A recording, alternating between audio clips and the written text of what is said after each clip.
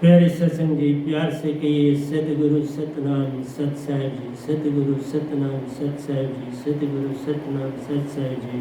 बोल सतगुरुदेव महाराज की जय, सतगुरुदेव महाराज की जय, सतगुरुदेव महाराज की जय। आज के सत्संग के आनंद की जय, आज के सत्संग के आनंद की जय, आज के सत्संग के आनंद की जय। मैं सभी ब्रह्मांड के हंसों को, निज धाम के परम हंसों को, सतपुरुष जी के चरणों में मेरा कोटि कोटि प्रणाम है। वही आपको जगाने के लिए सब चेष्टा कर रहे हैं। ये वनाम तो बस एक माइक का काम करता है, निरक्षर को खर और अक्षर में बदल के आपके कानों तक आवाज़ पहुंचाता है, ताकि आप सच्चे रास्ते, प्रेम के रास्ते, सत्य को पाने के लिए आगे बढ़े और आनंदित हो जाए।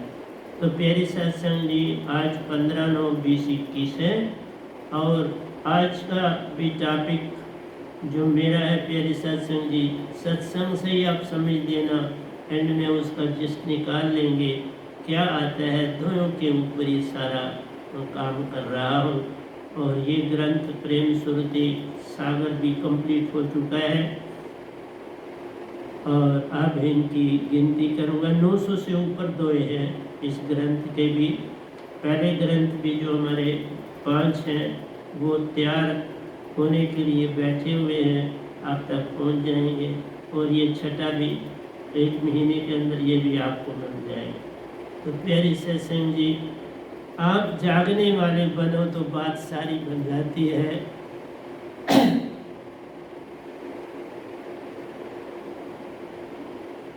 तो ये गदा भाई लिखते हैं, मोए व नाम शब्द सतपुरुष दिया, महाचेतन सुरति का बीज, सत प्रेम आनंद का अंक मिला, जब पाया सच्चा बीज। इस एक दोए में बहुत कुछ है प्यारी सत्संग जी, और ये दोए अभी 51 है। आज मैं इसी तरह से रैंडम ही लेके आया हूँ आपके लिए, तो लेकिन बोल रहा हूँ कहाँ से ले रहा हूँ। तो प्यारी सत्संग जी, मेरी एक ही बात आप सुन लेना, मैं एक भी झूठ नहीं बोलता हूँ अपने जीवन। मैं सत्य पर चलने वाला, सत्य के मुताबिक काम करने वाला आपके समक्ष बैठा हूँ। ना मुझे इज्जत चाहिए, ना मुझे कोई पैसा चाहिए, कुछ नहीं चाहिए। मेरी पेंशन है और वो सफिशिएंट। इसलिए प्यारे सत्संग जी, ये दात सतपुरुष ने ही खुद मुझे दी।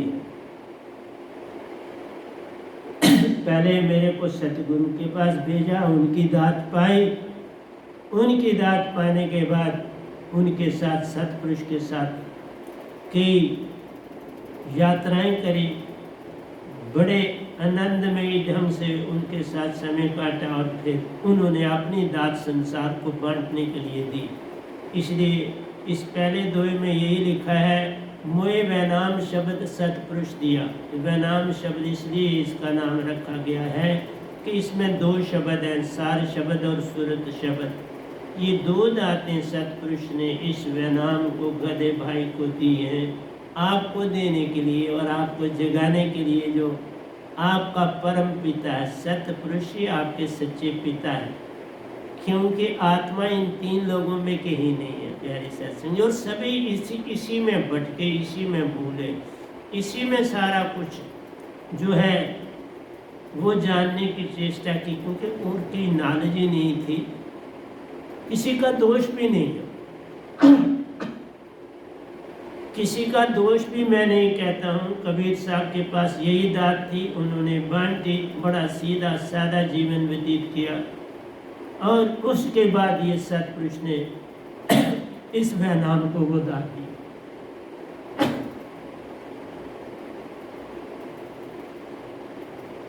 दी है तो बोलता हूँ ऐसे थोड़ा। मैं पहले और मिशनों में रहा हूँ, एक दास रहा हूँ, यहाँ पर भी मैं पहले दास बना और फिर ये मुझे चीज़ आपको बांटने के लिए हुक्म हुआ सतपुरुष का। और हुक्म इसलिए हुआ कि उनकी सत्ता ही इस संसार से मिटाई जा रही थी और आप तभी विश्वास नहीं ना कर पाते। कहानी यही है कि ये क्या उल्टी बातें करता है। हम तो भाई निरंकार भगवान को मानते हैं, ये देवी देवता है, गंगा जमुना सरस्वती है, तीर्थ है, ये सारा कुछ जो है हम कर रहे हैं। तो ये कहाँ से नई बात ले आया हमारे प्यो दादा। यही बात है, सत्य बड़ा मुश्किल होता है। हीरे मोती लेने हो तो बड़ी गहरी डुबकी लगानी पड़ती है तो मिलते हैं। स्वाति बूंद पाने के लिए अनहद की धुन सुननी पड़ती है, उसके बाद स्वाति बूंद मिलती है। जो अनमोल चीज़ें हैं वो बड़ी कठिनाई से मिलती हैं, वो एकदम कैसे मिलेंगी प्यारी सत्संग जी, क्योंकि तभी तो वो कीमती हैं। अगर एकदम सीधी मिले तो फिर तो उनकी कीमत घट जाती है। इसलिए जैसे सोना मिलता है ऐसे हीरे जवाहरात नहीं मिलते। बड़े पैसे वाले खरीद सकते हैं, बड़े बड़े अच्छे सेठ लोग, साधारण और मिडिल तबके की हद से बाहर है। इसलिए प्यारी सत्संग जी, मैं हीरे बांट रहा हूँ और मैं कुछ नहीं ले रहा, कुछ भी नहीं आपसे ले रहा, एक दुखी भी नहीं ले रहा। बाकी हाँ, मेरी ड्यूटी लगी है, जो सुन लेगा उसकी मर्जी, जो ना सुने उसकी मर्जी। मैं कोई आपको प्रेशर नहीं डालता। हाँ, मैं अपनी तरफ से पूरा यत्न करूँगा कि आपको जगा पाऊँ। महाचेतन सुरती का बीज, ये महाचेतन सुरती का बीज इसलिए है क्योंकि सतपुरुष सत्ता ही सबसे मेन, सब कुछ सतपुरुष सत्ता से आया। ये निरंकार उनके पांचवें बेटे हैं, आदिशक्ति उनकी बेटी है, सब कुछ उनसे आया है प्यारी सत्संग जी। ये सारा संसार जो आप बीज देखते हो संसार का, ये भी उन्होंने ही निरंकार भगवान को दिया कि जाओ राज करो। और संत जो होता है इन सब से आगे, और निदान से एक ही संत आता है। ये भी बोल रहा हूँ, बहुत पहले भी बोला, इसको रिपीट करता हूँ बार बार। सात सत्य प्रेम आनंद का अंक मिला। ये जो आपकी आत्मा है इसमें तीनों चीजें हैं, ये सत्य भी है, प्रेम भी है और आनंद में ही। ये तीन चीजें इस शब्द से आपको मिल जाती है और आपकी आत्मा वही बन जाती है, चेतन बन जाती है। जैसे लकड़ी को दिया सलाई से जलाते हो, जो अग्नि उस दिया सलाई में होती है वही अग्नि उन लकड़ियों में आ जाती, उसी की और लपटें देती है। मैस्टिक तो छोटी सी लपट देती है और लकड़ियों को जब लगाते हो तो बड़ी लिपटें देती है। इसी तरह से सतपुरुष की जो ज्योत आती है वो आपको जगाती है और आपको चेतन करती है।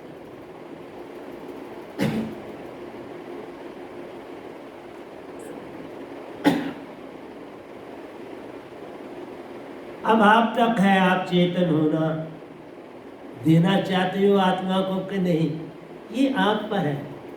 जब तक ये दांत ना पाओगे, मैच बक्स ना पाओगे, माचिस कैसे जलाओगे। इसलिए बड़ा कठिन है अपने पुराने गुरुओं को छोड़ना। और गुरुओं के पास कुछ है भी नहीं, वैसे झूठ नहीं बोल। गुरु में तो तुम्हारे को शब्द दे दिया, वो उन्होंने भी किताबों से लिया है और तुम्हें दे दिया। ये जो 5 शब्द है, स्वांग सत ज्योति निरंजन निरंकार ओंकार, ये सब किताबों में मौजूद है, वेदों में मौजूद है। ये 5 तत्वों को रिप्रेजेंट करते हैं। ये जो 5 तत्व हैं धरती, उन्हीं को ये 5 शब्द जो उन्हीं के लिए है। जहाँ इनका चक्कर है वहाँ इसका सिमरन करने से वही चीज़ उत्पन्न होती है तुम्हारे अंदर।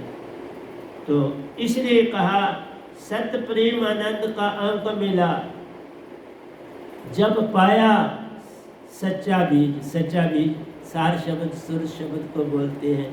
इसको पा लिया तो हमारे अंदर वही ज्योत जग जाती है जो माचिस की तीली डिबिया से, माचिस की डिबिया से रगड़ खाती है तो वह अग्नि उत्पन्न होती है। आगे तुम्हारी मर्जी है, मैं थोड़ा ही कुछ कहूँगा। मेरे सब मित्रों, मेरे सब प्रेमियों में सबसे एक जैसा प्रेम करता हूँ। यानी जो जुड़ेगा उससे ज़्यादा करूँगा, और जो नहीं जुड़ेगा नहीं, मैं एक जैसा प्रेम, तुम जुड़ो या ना जुड़ो, उससे प्रेम का क्या लेना देना। तुम हो तो प्रेम ही, तुम हो सत्य ही, तुम हो आनंद ही। चाहे जितना मर्जी ऊपर से तुम अपने ऊपर गंदगी लेप डालो उन वस्त्र पर, ये शब्द की चदरिया ये सतपुरुष से मिलती है। और मैं इसको बांटूंगा तो ये साफ रहेगी, बांटू ना तो गंदी कर दूंगा ना। प्रेम चदरिया चदरिया सतपुरुष मोहे दीनी, मैं उसको ज्यों की त्यों रखना चाहता हूँ, उसमें ज़रा मन ना लगे, मेरे अंदर कोई मैल ना उत्पन्न हो। इसलिए प्यारी सत्संग जी, ये सच्चा बीज बांटने के लिए आया हूँ, और मेरी ड्यूटी भी सतपुरुष ने लगाई है, और इसमें निरंकार भगवान का सहयोग, इन्होंने मुझे सतपुरुष को सौंप दिया।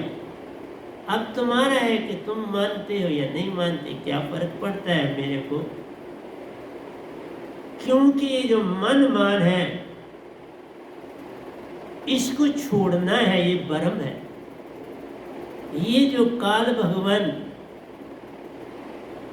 बीच में तुम्हारे और महाचेतन सुरती में आए हैं, ये मन है, लेकिन इनमें प्रेम की धारा है। तुम प्रेम की धारा में प्रयोग कर सकते हो, उसके अतिरिक्त और किसी के लिए और कहीं भी लाभदायक नहीं। प्रेम जगाने के लिए अपने अंदर तुम बाकी भावों को फेंक दो, जो प्रेम का भाव है इनका वो पकड़, ये तुम्हें बड़ा दबाएंगे। प्रेम का भाव पहले नहीं देते, ये तुम्हें आगे पीछे भरमाते हैं। जैसे किसी के पास हीरा है तो वो जल्दी जल्दी हीरा नहीं किसी को देना चाहता, वो और बाकी चीजें इन बच्चों को बताएगा भी नहीं मेरे पास हीरा। हीरे की फिर हीरा फिर मोलूं बिके, शब्द मोल ना तोल, ये जो दात मेरे पास है इसकी कोई कीमत नहीं। हीरा तो फिर पैसे दे के मिलेगा, चाहे उसको बड़े बड़े पैसे वाले खरीद सकते हैं, लेकिन ये दात खरीदी नहीं जा सकती। ये मिलती ही दो ढंग से है, ये मिलती है समर्पण से, भरोसे से। समर्पण और भरोसा जब करते हो तो फिर विश्वास बढ़ता चला जाता है। जो जो समर्पण बढ़ता है विश्वास बढ़ता चला जाता है, और फिर वो शिखर तक पहुंच जाता है।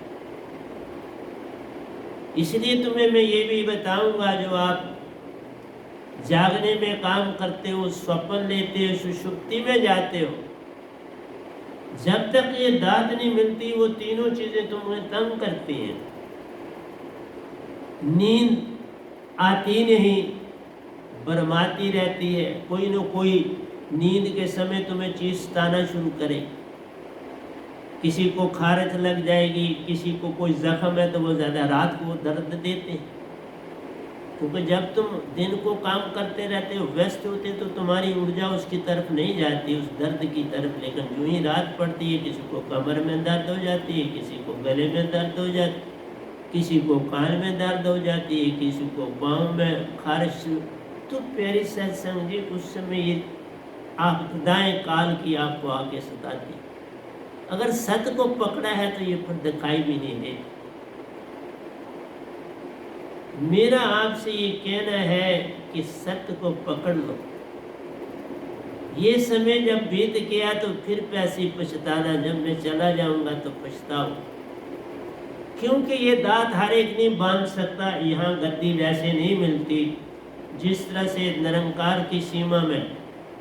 मैं आपको उदाहरण दूंगा, जितनी भी निरंकार की सीमा में गद्दियाँ बनी, उनमें बड़ा उपद्रव मचता रहा, मचता रहेगा आने वाले। जैसे मैं आपको क्योंकि जब तक ये चीज़ें आपको नहीं बताऊंगा तब तक आगे चलना कठिन हो जाता है।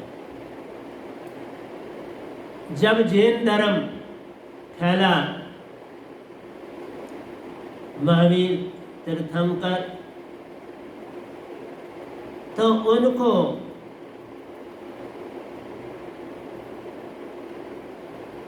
मालिक ने, इस भगवान ने अपना ज्योत स्वरूप दर्शन दिया, निर्वाण प्राप्त हुआ।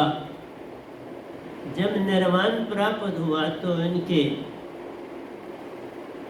साथ चलने वाले बड़े बड़े काबिल भी इंसान आए, बड़े बड़े सियाने, बड़े philosopher, educated person, scientist person उनके साथ जुड़े। जब उन्हें ये निर्वाण मिला तो वो मौन हो गए, चुप हो गए। जब चुप हो गए प्यारे सत्संग जी, तो अब वो क्या करते थे, वो चुप करके मौन बैठते थे और उस मौन में जो चंद उनके बड़े नज़दीक थे, जो कुछ कुछ जागे हुए थे, निर्वाण के नज़दीक पहुंचे हुए थे,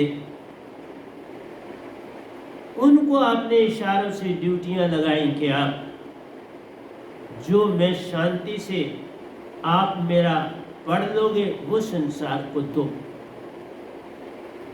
और शांति से जो वो पढ़ लेते थे लोगों तक संदेश देते थे, लेकिन वो संदेश पूरा नहीं हो सकता, पूरी तरह पढ़ा नहीं जा सकता जब तक आप खुद निर्वाण न प्राप्त कर लो।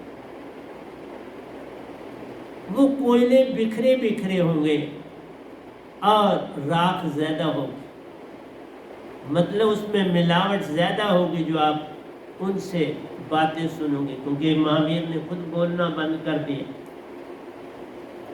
और जब खुद बोलना बंद कर दिया तो अब आगे लोगों ने उनका शिष्य बनना कम कर दिया,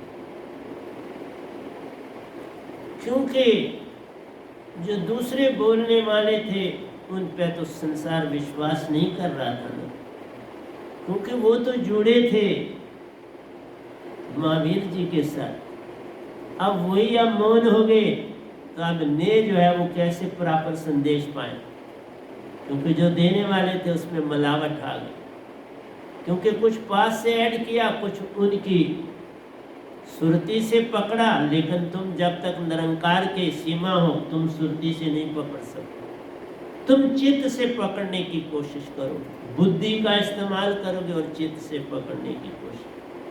चित्त और बुद्धि सब कुछ नहीं पकड़ सकते, सब कुछ पकड़ ही आत्मा शक्ति।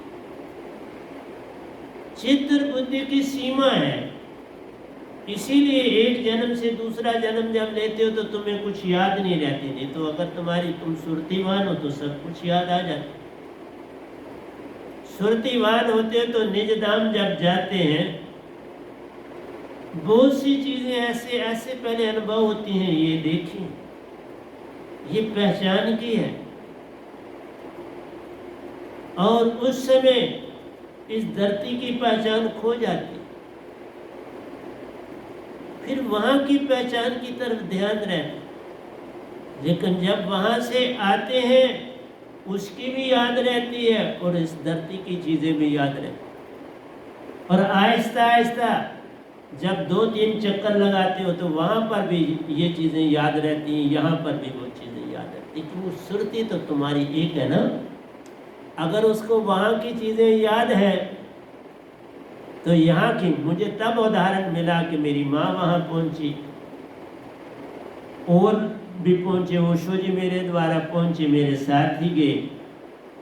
तो जब मैं जाता था तो मैं उनको फट पहचानता था, और माँ मेरी इसलिए कि मैंने आपको पहले भी सुनाया कि एक यूनिट जो था वो मुझे बहुत ज़्यादा वाइट था, वहाँ से आगे मैं देख नहीं पाता था।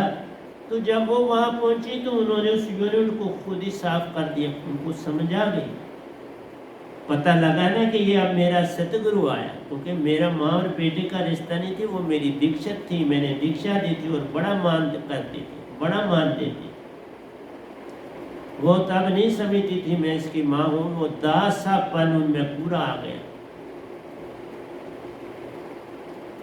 संगत में चढ़ाने के लिए भी बहुत पैसे देती थी, ये ले जाइए चढ़ा कर मेरी तरफ से, और मैं चुपके से चढ़ाता था, किसी को नहीं बताता, क्योंकि बक्सा भी था उसमें डाल देता। इसलिए प्यारे सत्संग जी, मेरा कहना आपसे ये है, वहां जाओगे तो भी याद रहती है, यहाँ आओ। मैंने जितनी बार निजधाम गया हूँ सब याद है ना यहाँ, और ये भी याद होता है तो वापस आता हूँ ना, वही नहीं रह गया। मेरे को उन्होंने पूरा फ्री करा है, आओ और जाओ। अब काफ़ी समय से नहीं गया हूँ मैं, काफ़ी समय से नहीं गया, क्योंकि ऐसे बिना काम के, बिना किसी चीज़ के क्या जाने, काम यहाँ कर रहा हूँ। हाँ, ध्यान बढ़ाया, ध्यान का समय बढ़ा दिया। मैं किसी से बस एक आधा फ़ोन ही दिन भर में होता है, बाकी नहीं। और संगत को कहा है कि मेरे शब्द से ही मुझको पकड़ो, मेरे सत्पुरुष को पकड़ो, जो काम प्रॉब्लम बने उसी से हो जाए। मेरे से बात करने का मतलब है कि आपका विश्वास कम है, शब्द पे विश्वास करो। इसमें सत्पुरुष भी है और मैं भी। इसलिए प्यारे सत्संग जी, जो संप्रदाय चलते हैं उनमें निरंकार की सीमा में बहुत ज़्यादा मान रहता है, वो मान नहीं जा पाता, क्योंकि मन के मुताबिक ही आप मन, बुद्धि, चित्त और अहंकार का इस्तेमाल करते हो। शब्द भी वही है, तत्वों वाले शब्द हैं। किसी को वायु तत्व का शब्द मिला है, किसी को अग्नि तत्व का शब्द मिला है, किसी को जल तत्व का शब्द मिला है, किसी को शून्य तत्व का शब्द मिला है, किसी को पृथ्वी तत्व का शब्द मिला है, धरती का मिली। तो एक एक शब्द आपने पकड़ा है, एक तत्व को पकड़ा है। एक तत्व का मतलब है कि आपने किसी एक इष्ट की भक्ति कर, एक इष्ट को आपने पकड़ा और उसकी भक्ति कर। तो इसी तरह से मेरा आपसे कहना है, झूठा मन मान भरम छुड़ाए के, चेतन श्रुति से दिया प्रेम शब्द। ये सतपुरुष ने मेरे से ये झूठा मन मान सब कुछ छुड़ा दिया। मैं अब किसी से मिलता भी, ये भी इतना बोल देता हूँ। इवन जो मैं खाना लेता हूँ, ऊपर कहता हूँ मैंने सीढ़ी में जगह बनाई है, वहाँ एक अखबार रख दी, वहाँ खाना रख दो, जो चीज़ वहाँ रख दो, मैं वहाँ से उठा के खा लूँ। बर्तन साफ करके वहाँ बर्तन रख दूँगा जब समय होने से पहले। तो इसलिए प्यारी सत्संग जी, अब मैं किसी से मिलना बड़ा काम करती है, क्योंकि मैं ज़्यादातर शांति, मौन और लिखने में रहता हूँ, क्योंकि ये ग्रंथ कंप्लीट करना था। अगर और दो बने तो लिखूंगा, साथ साथ में इनको फिर करता चला जाऊंगा, और नया कोई होगा तो वो भी भर दूंगा। इसलिए ये संसार सपना जान, इसमें कुछ सांचो नहीं, नानक सांचो मान। ये संसार एक सपना है, लेकिन ये कह देना सपना तो बात बनती नहीं। जब तक तुम्हारी अंदर की आंख नहीं खुलेगी तो तुम्हें नहीं पता चलेगा। अंदर की आंख खुलेगी तो तीन चीजें जो मैंने आपको कही, जागृत में भी होश रहेगी, स्वप्न में भी तुम्हें होश रहेगी, और सुषुप्ति में भी तुम्हें होश रहेगी। तुम जब सुषुप्ति में जाओगे तो बड़ी गहरी निंद्रा में सो, क्योंकि सब शब्द का सिमरन करते करते सोए तो सतपुरुष साथ, सतगुरु भी साथ, और जब कोई काम करते हो तो सिमरन करके करते हो तो सतगुरु भी साथ। परेशानी कहीं बनती नहीं। और आहिस्ता आहिस्ता ये जो आपका मन मान है, ये त्रोहित होता चला जाता। मन मान के भी एक बात सुना देता हूँ। मेरा ये नहीं कि मैं एक दो में बड़ा कुछ बड़ा होता है। आपको महावीर जी की बात सुनाई, उनके अब आगे कोई बढ़ नहीं रहा, लेकिन एक चीज़ हो रहा है, बढ़ने की कोई अवस्था भी नहीं होती। जब तक आपने खुद निर्वाण नहीं पाया तो क्या लोगों को दोगे? जो आगे उनके अनुयायी हैं वो हर चीज़ का मीनिंग अपना निकालते हैं। इवन गीता जो है, आपको पता है, अर्जुन और श्री कृष्ण भगवान के बीच की मित्रता और संबंध जुड़ा इस जंग का, जहाँ वो सारथी बने और अर्जुन जो था धनुषधारी साथ में तीर चलाने के लिए बैठा। तो प्यारी सत्संग जी, गीता उन्होंने एक लिखी और आज तक जो जो उन्होंने संदेश दिया, हर संदेश का मीनिंग 1000। टीका लिखने वालों ने 1000 आदमी ने अपना अपना मीनिंग निकाला। अभी मैंने मेरी भी गीता आ रही है, उसमें भी आप मेरा अपना मीनिंग होगा, कोई राय राम नहीं। और 2 भागों में गीता है, बहुत बड़ी गीता लिखी है, 2 में लिखी है। तो प्यारी सत्संग जी, मेरा कहना है कि हर आदमी अपने ढंग से मीनिंग को लेता है और संसार को देता है। अब गीता तो एक है, लेकिन आगे से ये कितनी गीताएं बन गई, हर एक ने अपने ढंग से उसको रिप्रेजेंट किया और लिख कर रहे, अभी तक चल रहा है और आगे तक इसके पता नहीं कितने 10,000 बनते हैं, 20,000 बनते हैं, कितने बनते हैं, 1 करोड़ बनता है, लाख बनते हैं। इसी तरह बुद्ध का ये तब आपको देते हैं कि बुद्ध से लोग होते हैं जो अपने आप को काबिल समझते हैं और वो काबिलियत के बेस पर अपने आप को रिप्रेजेंट करते हैं कि हमें गीता के द्वारा हमें दुनिया याद रखेगी, क्योंकि गीता एक प्रसिद्ध ग्रंथ है संसार में। तो वो कहते हैं अगर इसके हम टीकाकारी करेंगे, इसमें से हम अपने मीनिंग निकालेंगे, लोगों को देंगे, तो लोग पढ़ेंगे। इस तरह से हर इंसान का धरती पर अपना अपना इष्ट है।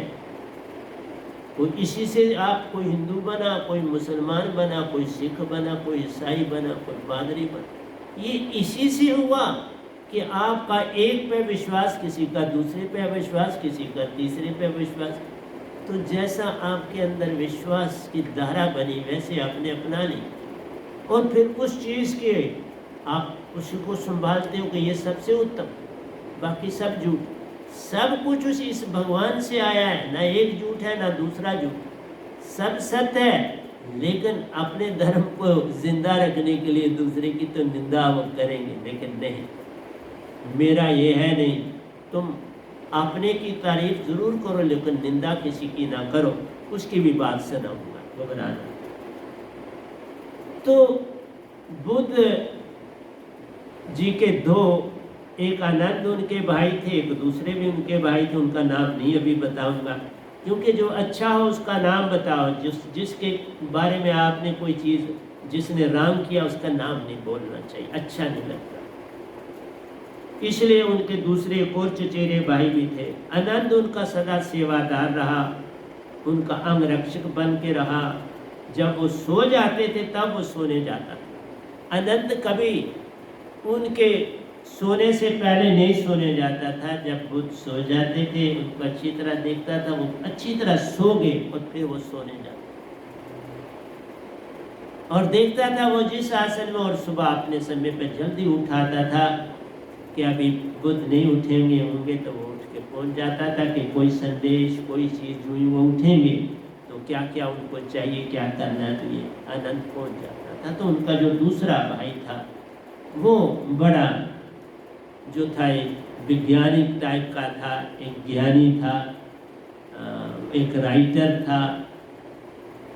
तो बुद्ध के निर्वाण से पहले ही उनका वो विरोधी हो गया।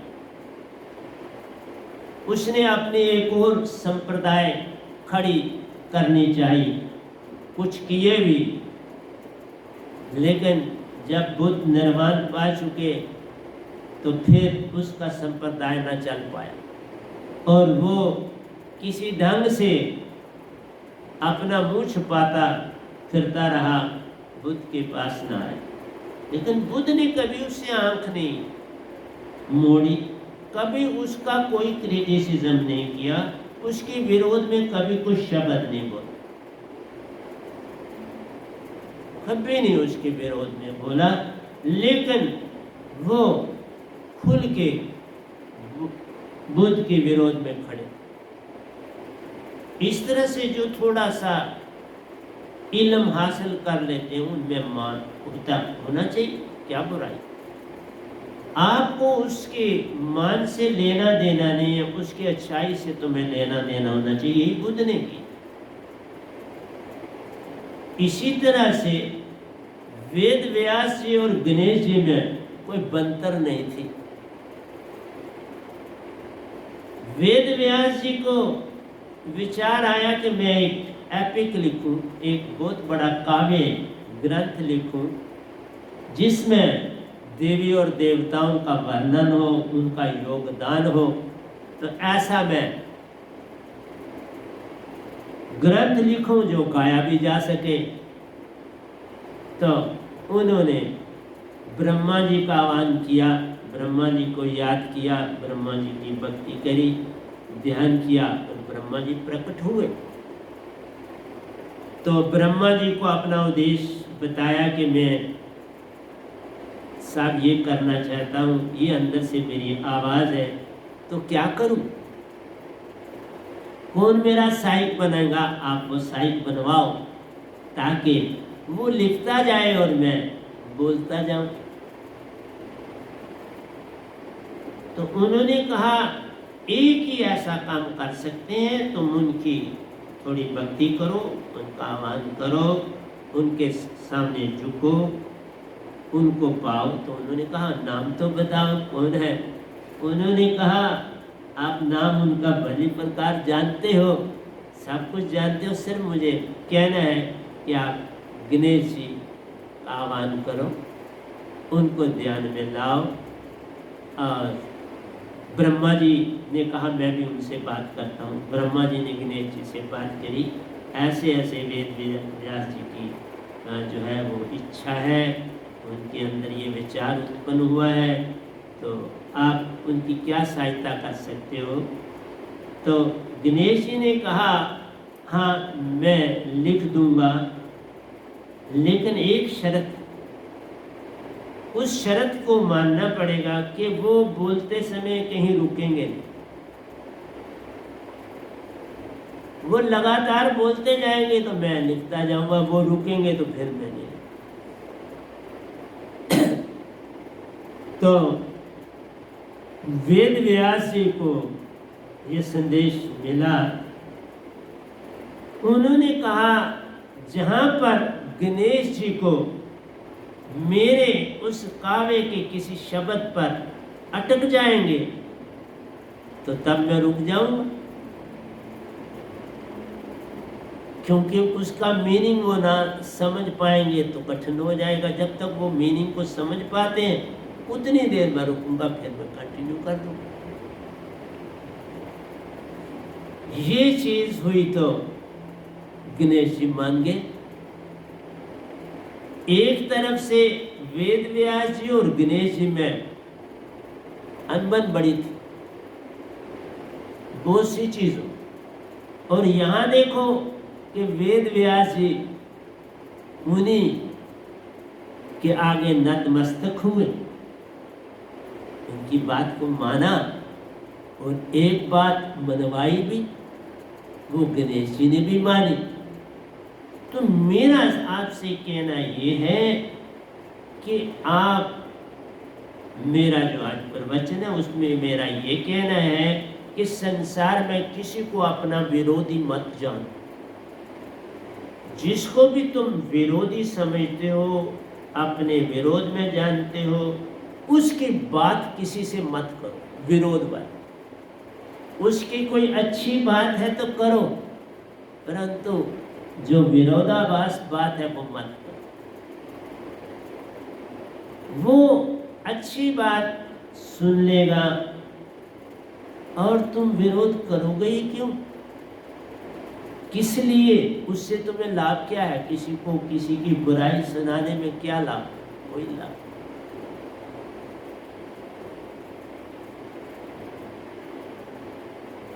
जिस तरह से ब्रह्मा जी बीच में आए गणेश जी के और वेद व्यास जी के, वो दोनों की बातें जानते थे।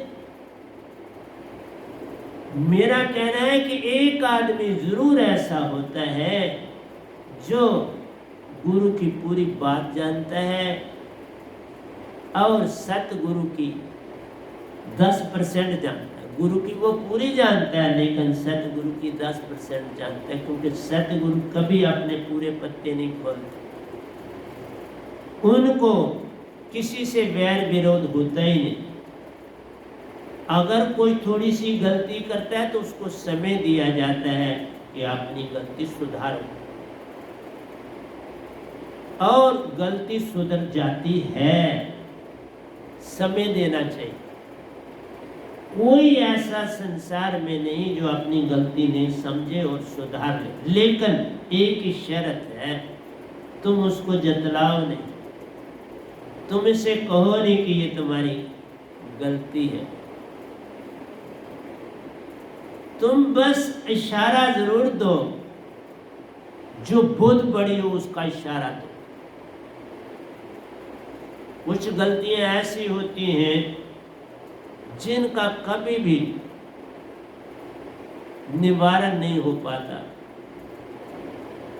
तो ऐसी गलती के लिए जिसने करी हुई हो उसके लिए फटाफट पहुंच जाना चाहिए जिसके साथ ये गलती करी, चुपके से पास बैठ जाना चाहिए, आंख बंद करके हाथ जोड़ करके वो समझ जाते हैं कि किस लिए मेरे पास बैठे, बोलना नहीं है, बैठ जाओ। वो समझ जाते हैं सत्य। इसलिए प्यारी सत्संग जी, मैं वो बात आपको सुनाता हूं जिससे बड़ा ही लाभ होता है। ये आपको दृष्टांत, एक तो गणेश जी की भक्ति शुरू हो गई इसी से, ब्रह्मा जी भी प्रकट हुए, वेद व्यास जी भी प्रकट हुए, क्योंकि महायोगेश्वर है वेद व्यास जी। आज भी जो इसकी मृत्यु हो जाती है उसका निर्णय करने के लिए जो सदस्य हैं, उनके ये मेंबर हैं बहुत बड़े, फैसला करने वाले, क़यामत से क़यामत तक रहते हैं। इसलिए इनका वास सदा पहले स्वर्ग में होता है और जहां चाहे जा सकते हैं, लेकिन निजधाम की दुनिया में नहीं, महाशून्य में भी नहीं, शून्य तक जहां मर्जी जाए जा सकते, महाशून्य में नहीं जा सकते। तो प्यारी सत्संग जी, बुद्ध को भी परेशानियां बनी अपने अनुयायियों से, महावीर जी को भी बनी, ओशो जी की भी सुनाऊंगा, इनको भी बनी। इसी तरह और भी बड़े संत हुए जिनको ये बनी। इवन मैंने निरंकारी मत में भी देखा, जब मैं उस पंथ में, तो बड़ा समय काटा मेरा, 42 साल में शिष्य रहा हूँ निरंकारी पंथ में। वहाँ एक सामान पंथ से अलग हो गए और गद्दी चलाना शुरू हो गए। उसका पता एक बार हमने जो था समागम, छोटा समागम भी होता तो वो हो रहा था, तो वहाँ किसी ने बात सुनाई कि फलां फलां ने अपनी गद्दी शुरू कर दी है। तो बाकी जिन्होंने उनसे मिले थे उन्होंने कहा हाँ, उन्होंने बड़े अच्छे थे, बड़ी उनकी महिमा थी, बहुत संगत उन्हें जानती थी। तो जब ऐसा था तो उन्होंने कहा मैं अपना संप्रदाय अलग शुरू कर दे, लेकिन वो चला नहीं। उन्होंने शुरू किया लेकिन चला नहीं। इसी तरह से बुद्ध के जो कजन भाई थे उन्होंने भी कुछ शुरू किया तो चला ना। इसी तरह से जो महावीर जी के आगे संदेश देने वाले थे वो चला नहीं, आज भी देते पर वो चलता नहीं।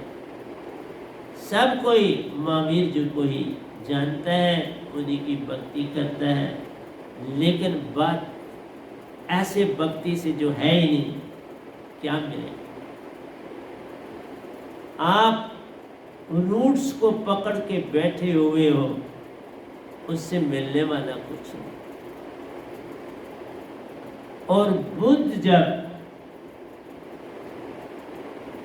निर्वाण प्राप्त किया और शरीर को जिस दिन ही त्यागना था, त्यागने के साथ ही उनके 25 संप्रदाय फौरन अलग हो गए, बन गए। और देखते ही देखते वो 36 हो, 25 से 36 संप्रदाय बन। जो बुद्ध ने एक बात कही थी, उनके 36 मीनिंग निकले। जो जो बात वो कह रहे थे, 36 संप्रदायों ने अपने अपने ढंग से उनको लिया और उस ढंग से संसार में चले। लेकिन जो भिक्षा पात्र की बात थी वो तो एक ही थी, वो ना बदल सकी। कैसे बदल? चील ने मीट का टुकड़ा डाल दिया भिक्षा पात्र में, अब वो बदल, उसका मीनिंग तो कोई क्या करेगा? मीनिंग जो मर्जी को हो, चील ने तो डाल दिया। अब वो तकरीबन सब खाते। अब बुद्ध धर्म में तकरीबन हर एक मीट ईटर, हाँ, वो उन दुकानों पर जाते हैं जहाँ पर लिखा होता है कि ये मुर्दा जानवरों का मीट यहाँ मिलता है। उनको बस ये तख्ती चाहिए, बाकी उनको कोई लेन देन नहीं, तख्ती सफिशिएंट, क्योंकि उनको मीट खाना। इसलिए प्यारी सत्संग जी, मैं भी बहुत कुछ दे जा रहा हूँ, लेकिन एक ध्यान रखना, सतपुरुष की सत्ता में कोई गद्दी नहीं चला सकता। यहाँ गद्दी चलती जो सतपुरुष से मिला, उसके बिना नहीं। इसके बिना जो चलता है वो सतपुरुष के दायरे में नहीं होता, वो निज धाम नहीं जा सकता। मैं सच बोल, ना वो खुद जा सकता है, ना उसके अनुयायी जा सकते। वो रूहें भटकती रहती, न काल संभालता है, न सतपुरुष संभालता है। ज्यादा खतरनाक हो जाता है उनका जीवन। ना निरंकार से उन्होंने विरोध कर लिया, अपना पासपोर्ट खत्म कर दिया। अब निरंकार कैसे उनको, या देवी देवताओं का सारा पासपोर्ट चला गया, सतपुरुष का है नहीं।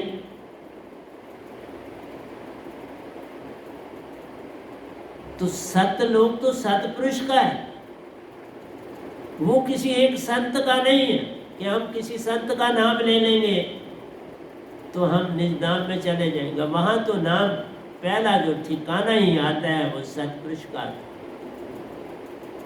पहला ठिकाना ही जो निज धाम आप पहुंचते हो जिस रास्ते से, उस रास्ता जो ही खत्म होता है वहां सतपुरुष का महल है, वहां रुकना। वहां तुम्हारी ये व्यंगम चाल रुक जाती, वहीं वहां पहुंचते हो। फिर तुम्हारी बस नॉर्मल स्पीड होती है, जैसे तुम चल रहे हो, रुके हुए हो, फिर वहां रुकता है। इसलिए जिसने सतपुरुष की ही पहचान नहीं करी, और कोई कैसे साहिब बनेगा वहां? क्योंकि और सारे वहां परमहंस एक जैसे, बराबर, कोई अंतर। मैं देखा है, एक बार नहीं गया हूँ, गिनती से बाहर आ गया, जिसकी मैंने गिनती नहीं रखी। मैं किसी चीज की गिनती नहीं रखता। जैसे बुद्ध का उन्होंने याद रखा कि जिस वार को बुद्ध धरती पर आए उसी वार को निर्वाण मिला और उसी वार को शरीर त्याग। हमने इन चीजों का ध्यान दें, इनसे क्या लेना। बस एक ही बात जानता हूँ, कब मेरा सतपुरुष से मेल हुआ, कब उन्होंने अपनाया, कब निरंकार भगवान ने मुझे सौंपा, क्या कुछ मुझे दिया। बस डेटें शीटें मुझे भूल जाती है, मैं इनको याद नहीं रख पाता, न रखता।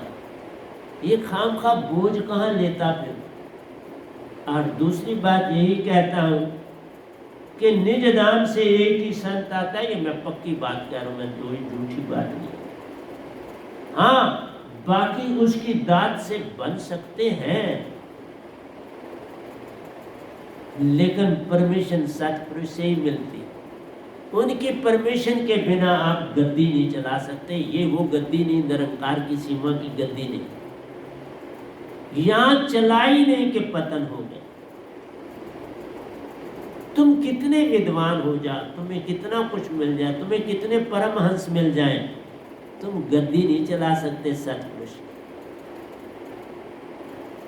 जैसे बड़े साहब जी हैं, मेरे इसी सत्संग में बोल रहा हूँ, उनका फोटो पीछे है, वो खड़े दिखते हैं, एक जगह बैठे हुए भी हैं मेरे साथ। वो माइक स्टैंड के बीच में आ जाता है, लेकिन जहाँ खड़े हैं वो मेरे साथ एक बार निजधाम गया जहाँ सतपुरुष ने उन्हें रिसीव किया, और मैं वापस आ गया घूम के निजधाम। वो खुद वापस आए, मैंने वेट नहीं, वापस खुद आए। वो मेरे सतगुरु बने, क्योंकि वो जब गए भी तो मेरे से आगे गए, मेरे से आगे चल रहे, तो जो आगे चले वापस सतगुरु। मैं उनको सतगुरु आज मानता हूँ, 24 घंटे मानता हूँ। उनका सेवादार बन के रहता हूँ। मैंने जिनसे दीक्षा ली उनका भी सेवादार हूँ, बड़े साहब जी का भी सेवादार। क्योंकि जिससे आपने दीक्षा ली, मुझे वो कुछ शिकायत उनसे मेरी हो ही नहीं सकती। मैंने उनसे दीक्षा ली और सतपुरुष ने कबूल किया मुझे। इसलिए प्यारे सत्संग जी, मेरा ये कहना है, वही सतगुरु बन सकता है जिसको सतपुरुष कबूल करे। और वो कबूल तभी करते हैं, पूरी तरह से करेंगे जब आप उनके साथ मिलोगे जाके, उससे पहले नहीं। जैसे बड़े साहब जी कबूल मैंने करे, वो दूसरी बार फिर गए और मैंने जाते देखा। जब वो वापस आए तो मैं उनके कमरे में भी पहुंचा, और वो आके उस समय अपना बिस्तर क्लोज कर रहे थे। मैंने कहा आज क्या बात है, लेट आप गए थे? मैंने कहा हाँ, आज मैं लेट हो गया। तो प्यारी सत्संग जी, सतपुरुष के मेल के बिना आप गद्दी नहीं शुरू कर सकते। कोई संत दूसरा आपकी गद्दी नहीं शुरू करवा सकता, नहीं, ये परमिशन नहीं। आप एक अच्छे साधक बन सकते, एक अच्छे, अगर अपने इस धरती के गुरु ने गद्दी दी है उनको मान सकते, लेकिन सतपुरुष का संदेश नहीं दे सकते जब तक सतपुरुष को ना पाए, क्योंकि उनको पाना कठिन है ही नहीं। सतपुरुष को पाना कठिन नहीं है, तुम सफा हो जाओ, तुम सफा वो सफा। फिर साहिब क्यों खफा? फिर साहिब खफा नहीं, कबीर साहब ने कहा। इसलिए कहा, ये संसार जिसको आप देख रहे हो ना, रूई लिपटी आग रे, ये संसार रूई लिपटी आग है, बड़ा धोखा है। जहां हाथ लगाओगे, जैसे तारों का जाल बिछा हुआ हो, किसी दीवार को हाथ लगाओगे तो करंट पड़ेगी जबरदस्त, और डेथ भी हो सकती है। बड़ा जानकार होना चाहिए, किसी दीवार को हाथ लगाने से पहले उसको वाच करो, देखो, सुन, जिस नए स्थान पर जाओ उसकी दशा कैसी है उसको पहचानो। इसलिए मैं खोल के बोल रहा हूँ कि प्रॉब्लम सबको बनते हैं। हर आदमी चाहता है मैं क्यों ना सतगुरु बन, मेरे में क्या कमी है। कमियां तुम्हें नहीं पता चलती, कमियां तो सतपुरुष को पता चलती हैं, कमियां तो निरंकार भगवान को पता चलते हैं। वो जब तुम्हें, जो आप सफा है वो तुमको सफा करते, फिर चलाओ, लेकिन ऐसे ना चलो, ऐसे बड़ा गलत हो जाता है, बहुत ही गलत हो जाता है। मैं आपको सीधा बोलता हूँ, भूत प्रेत कोई निकालने की जरूरत नहीं होती। मेरी एक समाधि की फोटो जो घर पर रख दे, वहां कोई आत्मा दाखिल ही नहीं हो सकती। इसलिए मैं कुछ ऐसा करता ही, मेरे समाधि अवस्था का कोई फोटो घर में रख लो, उसमें नहीं कोई दाखिल हो सकता। ये मेरे प्रमाण है संगत।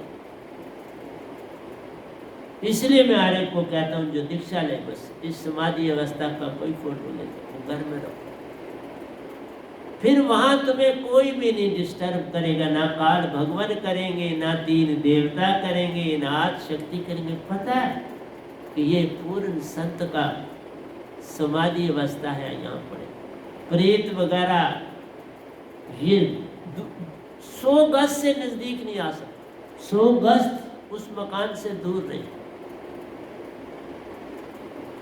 जो बोध जुड़ा है वो दरवाजे तक आप आवाज करे कि ये क्या फोटो लाई है भाई, इसको निकालो तो मैं वो कहता है।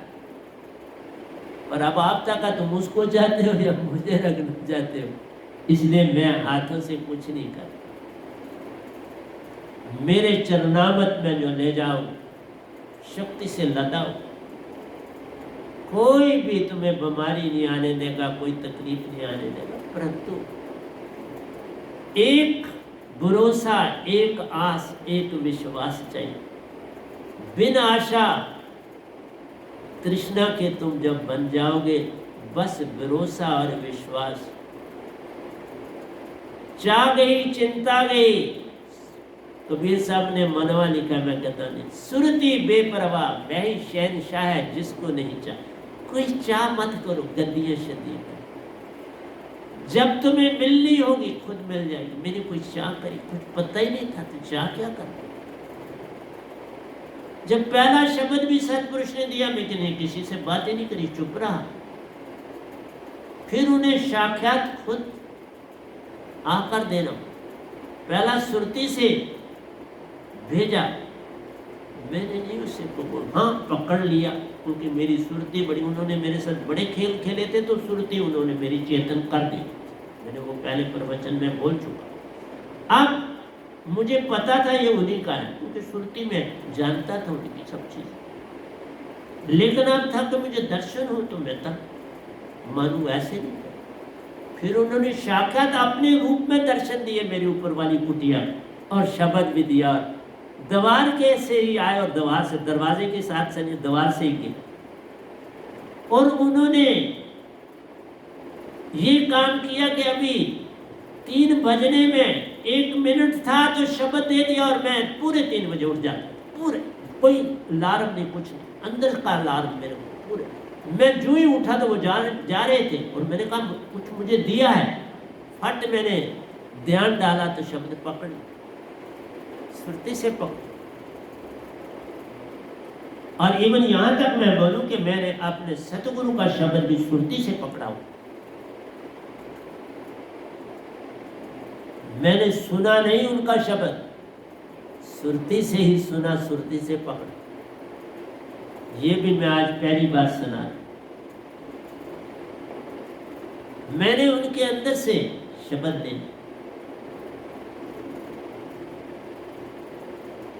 उन्होंने बोला ही नहीं, ये भी बोलता।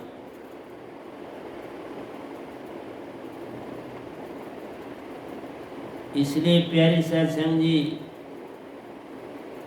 बड़ी बातें में बड़ा लेट करता हूं। मैं काला नहीं किसी भी चीज, क्योंकि मुझे सारा अभ्यास सतपुरुष ने करवा दिया था। पहले सतगुरु के पास जाने से पहले उनसे मेरे मिलाप हो चुके।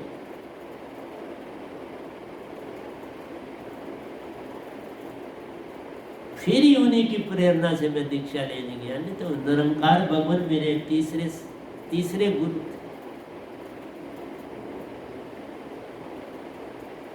तभी मैं कहता हूं कि मैं 1 2 दो ही होते हैं तो आगे नहीं जा पाता, क्योंकि आपको जगाना है, 2 नहीं जगाएंगे, जगाना तो मेरी वाणी ने है आप। और जो वाणी में चीजें सामने आती हैं, मेरे आती जाती हैं, वो मैं बोलता जाता हूँ। सतपुरुष आगे करते जाते हैं, मैं बोलता जाता हूँ, मैं कुछ नहीं बोलता। जो वो आगे रखते हैं मैं कोई तैयारी नहीं करके आता कि आपको ये सुनाना है। बस 2 इसलिए रहता हूँ क्योंकि उनमें बहुत कुछ होता है, और कौन सा बोला जाएगा कौन सा नहीं ये मैं नहीं जानता। तो आज मैंने सिर्फ आपके समक्ष 2 रखे हैं, तीसरा रखने जा रहा। कहता है, इष्टि स्वांगी बहु मिले, ऋषि मिले अनंत। ये दरिया साहब का गाना, दरिया ऐसा ना मिला, राम रता कोई संत। इसलिए मैं जब दीक्षा भी लेने गया था अपने सतगुरु के पास, तो मैं उस सतपुरुष के नाम से रता हुआ था। मुझे कोई शिकायत नहीं थी, आप कोई प्रश्न नहीं करना था कि मुझे पूछा गया, आप कोई सवाल, बड़े आए जो बड़े बड़े ज्ञानी थे। रात को वहीं मैं ठहरा हुआ था और आश्रम में ही मैं ठहरा हुआ। वो आए रात को, बातें करके बड़े बड़े अच्छे आए, बड़े अच्छे ऊंची आत्माएं। तो उन्होंने कहा कोई आपका संशय हो? मैंने कहा मैं संशय नहीं, मैं